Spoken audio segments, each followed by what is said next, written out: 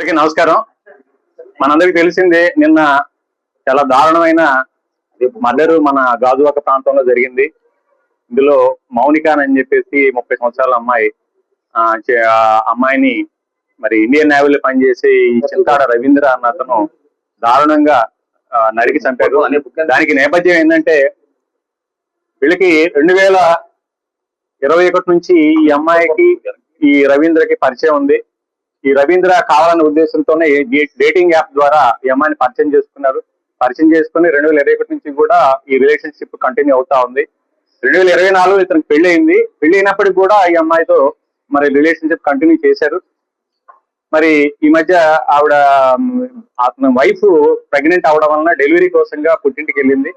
ఆ నేపథ్యంలో ఇంకా అతను అమ్మాయిని పిలిపించుకోవడం, ఒక రిలేషన్ కంటిన్యూ చేయడం జరిగింది. అయితే వీళ్ళిద్దరి మధ్య చిన్న గొడవలు స్టార్ట్ అయినాయి. ఆ గొడవల్లో ఆ అమ్మాయిని ఏదో రకంగా చంపేయాలన్న ఉద్దేశంతో అతను నిర్ణయించుకున్నాడు. నిన్న ఆ ఉద్దేశంతోనే నిన్న అతను అమ్మాయిని ఇంటికి పిలిపించుకున్నాడు.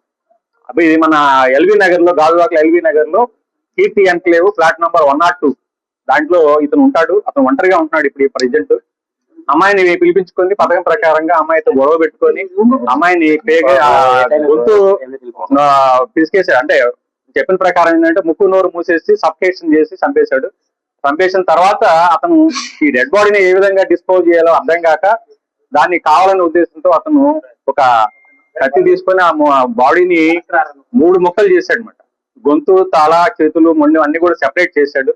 సెపరేట్ చేసేసి కాళ్ళన్నీ కూడాను ఒక సూట్ కేసులో ప్యాక్ చేశాడు. అదేవిధంగా మొండి భాగం ఫ్రిడ్జ్ లో పెట్టాడు. ఈ తల, చేతుల్ని మరి అంటే 1 by 1 డిస్పోజ్ చేయాలన్న ఉద్దేశం అతని ఉద్దేశం.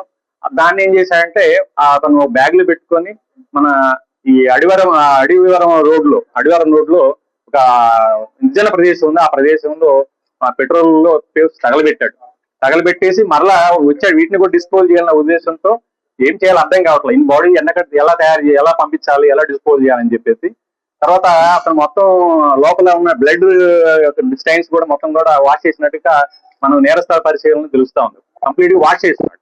అంటే ఏ విధంగా నేరం బయటపడకుండా తప్పించుకోవాలన్న ఉద్దేశం అతను కనబడతా ఉంది. తర్వాత ఇప్పుడు ఈ డెడ్ బాడీస్ లో ఉన్న ఈ భాగాలు ఎలా డిస్పోజ్ చేయలేక అతనికి దిక్కు తెలియలేదు.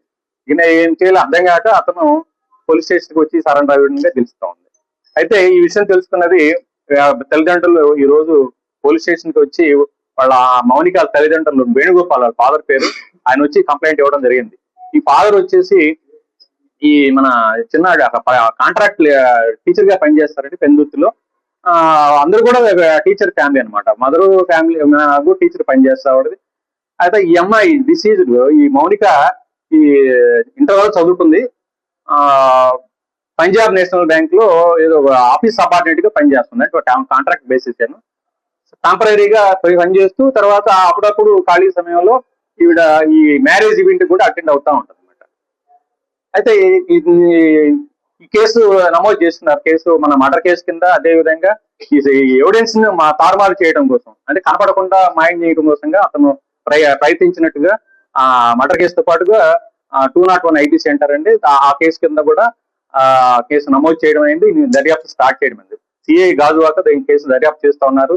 అయితే ఈ కేసులో ఈ ముద్దాయికి కఠిన శిక్ష పడే విధంగా అన్ని రకాలుగా సైంటిఫిక్ ఇన్వెస్టిగేషన్ చేయడం జరిగింది. టెక్నికల్ ఎవిడెన్స్ కూడా దీంట్లో మేము అన్ని రకాలుగా వాడుతా ఉన్నాం. ఇతనికి ఎట్టి పరిస్థితుల్లో మంచి గట్టిగా శిక్ష పడాలన్న ఉద్దేశంతో దానిలో భాగంగానే ఈ రోజు ఆర్ఎఫ్ఎస్ఎల్ టీమ్స్, క్లూస్ టీమ్స్ కూడా ఈ రోజు పోలీస్ స్టేషన్ నుంచి రావడం జరిగింది. సీన్ ఆఫ్ అఫెన్స్, అదేవిధంగా ఎక్కడైతే ఈ బాడీని డిస్పోజ్ చేయడం ప్రయత్నం చేశాడో, ఎక్కడైతే ఈ తల మొండాన్ని కూడా అక్కడ ఆ చేతులను తగలబెట్టారో ఆ ప్రదేశం కూడా విజిట్ చేయడం జరిగింది. ఇవన్నీ కూడా సీజ్ చేసి మన పోస్ట్ మార్టం నిమిత్తం KGH కి పంపించడం జరిగింది.